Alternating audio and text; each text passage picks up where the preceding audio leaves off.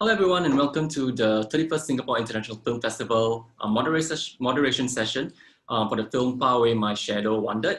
Today we are very fortunate to have our two directors from the film Faraway My Shadow Wandered. We have Liao and Sudhee Liao. They have made a really beautiful and poetic film starring Junia Kobayashi and Sarah Tan. I love the film a lot and the audience love it a lot as well. And so today we're going to ask you some questions to find out the process behind making the film, and maybe we can find out more behind the different meanings that you're trying to portray in the film as well. So to start off today, I thought it'd be nice to ask the both of you about the Cine Movement Lab and what was the process like, your participation in the Cine Movement Lab as well, because I think something I'm very curious about. So for either of you to answer. Maybe Sudhee, you want to start first? Okay, hi, I'm Sudhee. So, City Movement was this lab when Jie Kai and I met. It was with Jeremy and Elisa when they ran the whole lab. The first time we met was in Hanoi, 2016, is it? 2016, right? 2015. 2015, okay. Yeah. So we had one week. Was it 1 week or 5 days? A few days actually, 3 to 4 Yeah. days. And 3 in to 4 fact, days. for Yeah. you, it's only 1 to 2 days. Yeah, Because so you like joined earlier, yeah, there later. were Yeah. like 5 filmmakers and 5 choreographers in that lab. So we didn't know each other before, or maybe some of us knew each other before, but this process of putting dance choreographers and filmmakers together was for us to like get to know each other's practices and then slowly like try to make something. But in Hanoi, that lab, we already like were very kanchong, we're like making films already. So that was the first time we actually met. And then the second time was in Hong Kong, 2016, right? Yes. Yeah. Wow. So that lab, yeah. So we met twice during the Cine Movement project. Actually, I just like to add on that actually it was in lab in Hanoi that I made the short film The Mist that actually stars Sudhee. That was also shown in SGIFF 2016, I think. Yeah, and we received a Best Director award for it. So yeah. So that was the beginning of our meeting. Yeah. So was the start for Far Away My Shadow Wandered, did it start from the second meeting in Hong Kong, or was it in between? Or Yeah, basically in the second meeting, I think there was some kind of matchmaking going on. Basically, the organizers, Elisa and Jeremy, interviewed all the filmmakers and all the dance choreographers, and they decide on the pairing. So Sudhee and I were like matchmate together to kind of develop, I think, and produce a film under the umbrella of not the lab, but they call it the Cine Movement Residency. So over the next few years, we will meet a few times a year to just talk about the project and develop it, and then finally shoot it and present it. Yeah. cool, great. So I'm just interested to find out, like, how did the both of you conceptualize the story part of this film? Was there any inspiration for the story, or where it came from? Or Yes, I don't know. So basically the film began with an encounter that I had. I was traveling by myself in 2016 in Noto Peninsula, which is in the central northern part of Japan in the Ishikawa prefecture. And I met this young man, his name is Junya Kobayashi, and he brought me to his family shrine and he performed a Shinto ritual for me as a sort of a gesture of friendship. He's a very interesting man with a very fascinating story because I think for a young man like him to have this sort of I think affinity and engagement with a culture that has very long roots, and also the shrine was like 1,000-year-old shrine. So I found that very fascinating, and when I came home from the trip, I proposed to Sudhee that how about we make a film, we use his story as the jump start of our film, because at that time we were still a little bit lost. Every time Sudhee and I met, we were bouncing ideas, but we never really get anywhere. So actually after that, Sudhee actually went to Noto herself to have her own encounter with Junya. Maybe Sudhee, you want to talk wow. about that? Yeah, because Yeah. we had like many different ideas. So once he gave this idea, everything suddenly became a bit more concrete. So I went to Noto myself to meet Junya, but then he didn't show me the whole ritual. He didn't show me the ritual at all, actually. So I thought the ritual had this performative element to it. So it's just like, I wouldn't say it's dance, but then there's a lot of like choreographed steps to it. So I thought this gesture was very nice that actually Junya showed it to Jie Kai. So I think Jie Kai was very touched by this thing. So I wanted to go and actually meet Junya to see like the place, the hostel we were staying at, Freedom 2. So I did my own trip there. I thought it was very nice because because Jie Kai did his solo trip, right? So I thought I need to experience that on my own first before we embark on something together. So I thought, yeah, this having our individual solo trips and then eventually putting our experiences together, I thought that was very important for the process, I think. Nice. And how about Sarah Tan? Like, how did her character come about? I met Sarah at the third Cine Movement Lab where I wasn't a participant, but I was sort of an administrative person. I was assisting them in I was like a DOP for someone's project. I was editing someone else's project, like just helping out in general. And Sarah was one of the lab participants. And I actually shot the film with her as I was a DOP and Louis Wan Ping was the director, and it was called A Dance for Ren Hang. Yes, I think it was also shown at Singapore Film Festival. I think last year or the year before. Yeah. So that's the first time I met Sarah, and I mean I really liked her. There's something very modern about her. And I also see a lot of parallels between her and Junya because Sarah has been away from Singapore since she finished secondary school. She was living in the States, she was living in Europe. And as a dancer, I think the scene in Singapore actually don't really know her because she has been always based abroad. And I thought that it has a lot of parallels with Junya, where Junya also left home, at a young age because of some difficulties he has with his family, and he spent time in Thailand, in Southeast Asia, before finally coming home. To sort of, there's something that brought him back to his hometown. So I thought Sarah is an appropriate person to work with. So I proposed it to Sudhee, and then we just all of us just came together for the shoot. Yeah, Jie Kai brought everyone together. Nice. So it's quite rare to find films that are co-directed. So maybe for Sudhee, how was this co-directing experience? Like, how were the roles shared or spread about, or do you both work together at the same time, or like, how was it about? I think it was very interesting and actually a huge learning curve for at least for me, because for dance, in terms of that, I like when I choreograph is very different from how I would do it on film. So I think the two labs in Hanoi and Hong Kong help us like get a better idea of how it should be. But then during this project, when we shot this, it was actually everyone put in like the same amount. Like everyone came together to like, there was no script or anything. So after a day of shooting, we come and discuss like, okay, how should we do this? Like it was quite, I would say, a lot of improvisation going on. But I felt the four of us, like Sean, our DOP, Jie Kai, and Sarah, and we all got along and we agreed on things quite easily. There wasn't a huge like difference, or I think we just went along with how things were going. Yeah, because like in Noto, during when we shot, the weather condition was quite bad, to be honest. Like it was super cold, and like what Jie Kai said before, like usually when there is like bad weather, sometimes they just say, oh, let's not shoot. But then the four of us just went out together with Junia, just went out in the car, like, okay, let's just do this. So there was a lot of like I think we just wanted to try to push our own personal boundaries to see how much we can get out of a film. Like, I think that was something that I appreciated during the whole process. There wasn't a scripted part. Yeah, Jie Kai, you want to add on anything?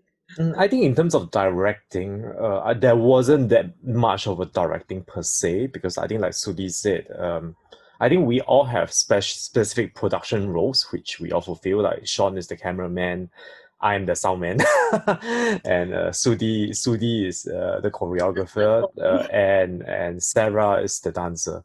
So we all have very specific roles that we decided before the shoot, and then we sort of set in a very democratic way. Every evening after the shoot, we sort of sat down and then view all the rushes together, and then decide as a group what is interesting, what should we do next, and what should we do tomorrow. So I think it was more of a really a team effort, rather than one that's dictated by a singular person. Wow, awesome. And Sudhee was mentioning about the bad weather and stuff like that. I remember the opening shot was at the coast, and I think Sarah, there's one part where her hands are like trembling. Or Yes. was it like a natural because it was super cold, or was it like, okay, maybe it'd be nice to tremble? So maybe you guys can tell us a bit more about the obstacles you face during this production. Okay, I Maybe think Sudhee first? I'll Yeah. speak for Sarah. I mean, I wouldn't speak for her, but then we were all at the scene. It was cold and it was wet because Mm. like we did a few times. So like cold and wet doesn't come together. And so like how she improvised was very instinctive. So like we gave her like a set boundaries to play with. And of course this is the first, I mean we did a recce trip before to look at the place before and stuff, but then on that day itself it was freezing, and to get to that cave we had to like trot and weather through like this like rocky place, and the waves were coming, and then it was quite dramatic because like Jieka was carrying all the equipment, Sean was there, and like we had to protect everything. So like I feel Sarah's improvisation was very honest. It really depicted how we felt at the point of time, and yeah, the body never lies, right? So it's just like it is what is that. There wasn't dramatic like shiver or anything. Yeah. Maybe just to add on, I think our engagement with the weather was part of part of what we decided beforehand, because we know that Noto is famous for bad weather in winter. So actually, the community, when we're doing our location scouting, we are even seeing coastal towns erecting bamboo barriers just to protect the town from the really strong strong cold winds, and it is. I felt that the people there have to learn to acclimatize and live with these conditions, and I felt that this weather is always a part of their life, and I wanted to put that in the film, which is why we were doing all these scenes, in all the natural spaces. And in that, regarding the trembling, actually, I believe that you are looking at when we were shooting a close up of the hand when Sarah was like doing this, touching the ceiling of the cave, and because it's an improvised process. I think that Sarah drew a lot of gestures from things that she has already been working on, and I know that some of the sort of movements, movement vocabulary that she used, or she often tapped from, is like it actually involved this shaking movement of the hand, because I've seen it in some of her other works before. So I believe that sort of came out as naturally as a way of responding to the environment. But so I wouldn't say that she was trembling because she was cold. But her cold was actually it was also true that she is cold, because and it is really not easy, I think, for a dancer to perform in cold, because they cannot move as they want. Their muscle cannot are not as flexible, I think, in this condition weather. Every day before the start of the shoot, Sarah spent 1 to 2 hours just stretching, doing nothing but stretching. So we could not shoot a lot every day, because we wake up and Sarah needs to do stretching and warm up for 1 2 hours, and then we drive, and then we shoot maybe for 3 4 hours, and the sun is already setting. So we have very limited, actually, shooting time every day, and also Sarah cannot last very long in this very harsh condition. So we also shot it in a way that that is very economical. So like we don't go for many takes. You know, if you remember the last scene in the film, there was only two takes actually, but very long takes. That was the harshest shot that we ever did when Sarah was in the open. There was these strong waves coming at the background and this radio announcement telling people to get off the coast because it was dangerous. But I don't know why we are standing there. I couldn't even record sound because Sean's camera was like getting blown by the wind, so I have to be this human weight holding the camera and the tripod down. Our car we cannot even open the door properly because the winds were so strong. But we were trying to respond, I think, authentically to that weather, and I mean Sarah was cold and she was freezing, and we only did it 2 takes, and then that's it for the day. We can't do anything else actually. Yeah. Oh, it's so lovely to hear, you know, when you were saying how at the end of the day you all will gather and look through the rushes and then have a chat and then think about, okay, this is what we're going to do for the next day, and that's something you don't see often or in filmmaking, right? So that's really lovely to see. Maybe the both of you could share what's the best memory you had from doing this production, something that you always cherish from the production of this from the film. Is there any moments that you felt, wow, this is something I always remember? Sudhee or Jackai? I can go. I think for me was the last scene, that day of that final shoot. I think it was quite emotional for all of us. I mean, because it was just cold, it was difficult, and to see as a choreographer to put a dancer there out in the brutal cold wind, it was very heart-wrenching to see her there. Like I'm putting there for her to like suffer, and then I felt like we took care of one another really well. We were like we were together, and how do I put it? It was just we just came together, and like I mean, Jie Kai at some point he was like, he decides when. I mean, sometimes like when the camera, he decides when to cut, right? But then he just let it go. He just let it go. So I feel like this like we're on the same line, but we're trying to push our own personal limits, and at the same time we were like together caring for one another under that. We're just like human against nature kind of feeling. For me, I thought that was something that I felt as a team we were together, and that was that was a later part of the shoot, our time there as well. So it's Thanks for sharing. Trust each other. I mean, my memorable moment was also the scene, I think.